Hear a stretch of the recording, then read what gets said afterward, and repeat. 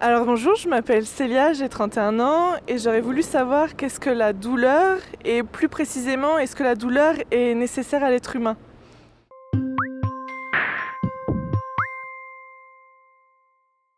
Ah, c'est une grande et belle question. Alors, la douleur, il y a une définition qui date de 1978, qui est consensuelle. C'est à la fois une perception de quelque chose qui est douloureux, mais c'est aussi une émotion, la douleur, et on l'a tous vécu. Donc ça ne se limite pas à une perception. Il y a effectivement des voies spécifiques de la douleur, avec des neurones spécifiques de la douleur qui vont de la périphérie, par exemple si on se pique un doigt ou on se brûle le pied, jusqu'à la moelle épinière et au cerveau pour intégrer la sensation douloureuse.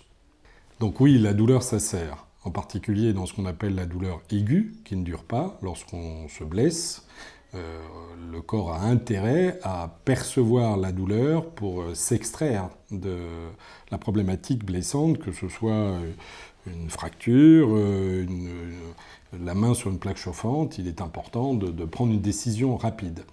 À tel point qu'un certain nombre d'individus, heureusement rares, présentent ce qu'on appelle une insensibilité congénitale à la douleur, et ne percevant pas la douleur, ont très souvent des problématiques graves, puisqu'ils laissent leurs mains sur une plaque chauffante ou ils laissent leurs pieds sur un morceau de verre blessant. Donc en revanche, il y va tout autrement de la douleur qu'on appelle chronique, qui dure plus de 3 à 6 mois, qui est une douleur qui devient une véritable maladie, qui implique l'individu dans toutes ses activités, dans sa vie personnelle, familiale, sociale, et qui nécessite une prise en charge beaucoup plus globale, médicamenteuse, physique, psychologique, sociale, professionnelle.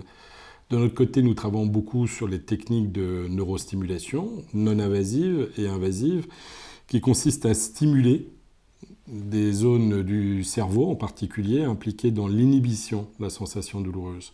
Mais dans tous les cas, ces techniques, qui sont des techniques de pointe, doivent être intégrées dans un plan de soins beaucoup plus large qui implique la participation active de l'individu. Ça, c'est très important.